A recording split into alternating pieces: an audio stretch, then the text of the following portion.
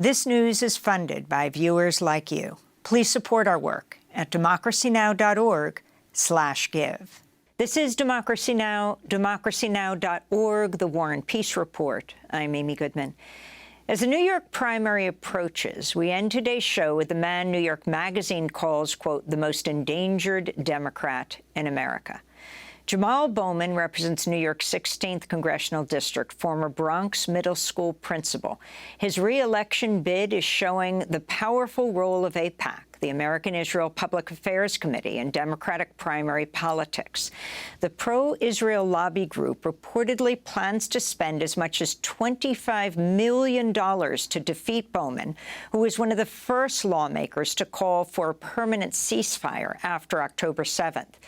AIPAC is backing Bowman's challenger and helped to find and encourage him to run, George Latimer, the Westchester County executive. On Tuesday, former progressive New York Congressmember Mondaire Jones shocked many when he also endorsed Latimer in order to, quote, stand up for my Jewish constituents. Jones and Bowman were both elected in 2020. Jones lost his seat and is now running again. Meanwhile, Bowman has held his seat since he defeated the 16-term incumbent Eliot Engel, who once bragged, quote, I sit down with AIPAC on every piece of legislation coming out of Foreign Affairs Committee. Jamaal Bowman is the fourth squad member to face an AIPAC-backed primary challenger this year, along with Congress members Cori Bush, Summer Lee, and Ilhan Omar. For more, Congressmember Bowman joins us from Yonkers.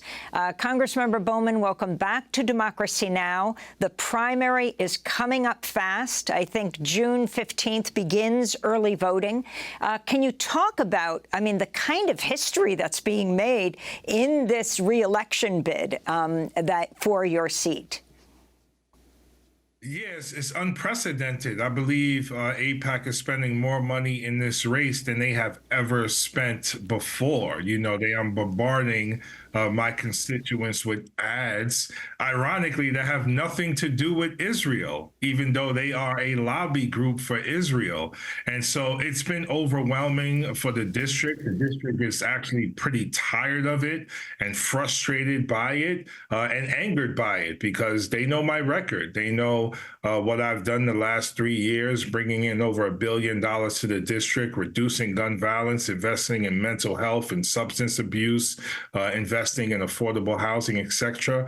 But they also know my work for 10 and a half years in this district as a middle school principal. So for AIPAC to come in and try to hurt my reputation and manipulate people with disinformation and in some cases outright lies is pretty despicable. And it is mainly because I called for a permanent ceasefire back in October, and we have been consistent in calling what's happening in Gaza right now an ongoing genocide. So AIPAC cannot have that. They don't want anyone to be critical of the state of Israel, even though honest critique will lead to the ongoing safety and security of the people of Israel and hopefully get us a free Palestine, which is the objective first and foremost. AIPAC's Super PAC, United Democracy Project, has already spent over $10 million on commercials alone to target you. This is one of the TV ads. Jamaal Bowman has his own agenda and refuses to compromise, even with President Biden. Bowman voted against the President's Infrastructure Act, against rebuilding roads and bridges in New York, against replacing lead pipes. And Jamaal Bowman voted against President Biden's debt limit deal, putting Social Security and Medicare payments at risk, along with our entire economy. Jamaal Bowman has his own agenda, and he's hurting New York. UDP's responsible for the content of this ad. Jamaal Bowman, if you can respond. My agenda is the people's agenda. My agenda is Medicare for all. My agenda is a Green New Deal.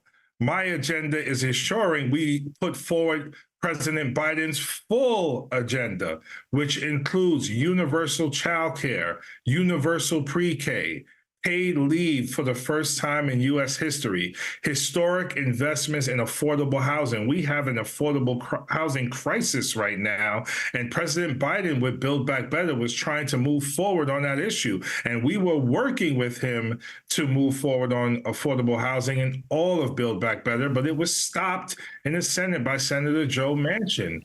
And my opponent, being the top recipient of AIPAC money, and funded by racist MAGA Republican billionaires, is already bought and paid for and in the pocket of AIPAC. And just like Joe Manchin, he is going to serve his donors, not the people.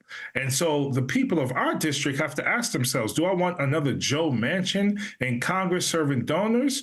Or do I want to continue to support Congressman Bowman, who has dedicated his entire life? I've dedicated my entire life to serving children, to serving families, to uplifting education. I come from the working class because I know that the only way our democracy works for everyone is if we really support those who have been least lost, left behind, historically marginalized, historically neglected, and left vulnerable. That is unacceptable. That is what we have to change. Interestingly, I'm looking at Haaretz. They say Bowman's charged both AIPAC and Democratic majority for Israel with weaponizing anti-Semitism and primarily targeting Democratic candidates who are women and people of color. If you can talk about the major funders of AIPAC, I mean, this is historic, the amount of money they're expected to spend in this election cycle, not only in your race, but around the country. It's believed to be, what, over $100 million?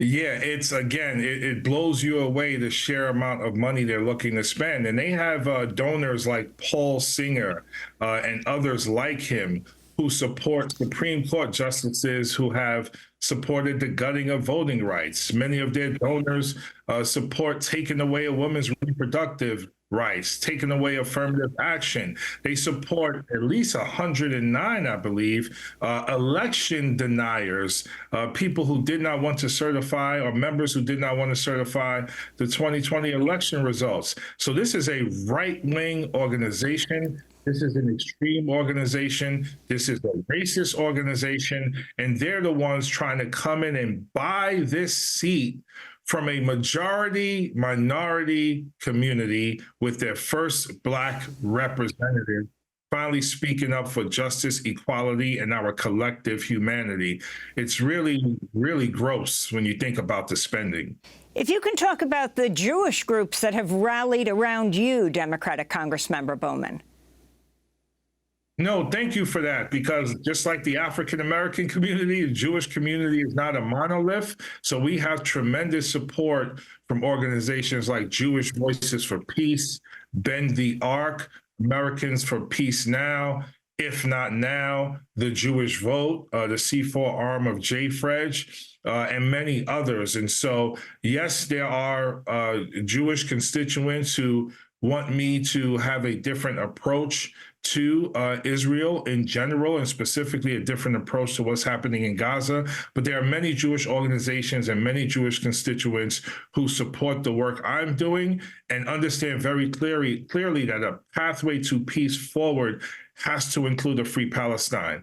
We can fight anti-Semitism and have a free Palestine at the same time. You can criticize Israel, you can criticize Zionism, and not be anti-Semitic. And it's been very challenging having these conversations because AIPAC and others, with their propaganda machine that's been in place for many years, do not engage in these conversations. And the only way to create a better world and a better democracy and a better Israel and a free Palestine is through honest, open conversations that move up forward. I'm looking at a piece in The Intercept that says, as AIPAC has started to spend directly on elections, the group aligned itself with far-right Republicans. During the 2022 cycle, AIPAC endorsed more than 100 Republicans who voted to overturn the results of the 2020 presidential election. If you can talk about the latest news about the congressional invite to Benjamin Netanyahu, who the International Criminal Court prosecutor Karim Khan is now seeking indictments against for war crimes in Gaza. to address a joint session of Congress? Yeah, I'm in complete disbelief. I'm horrified by that invitation. I can't believe we are doing this.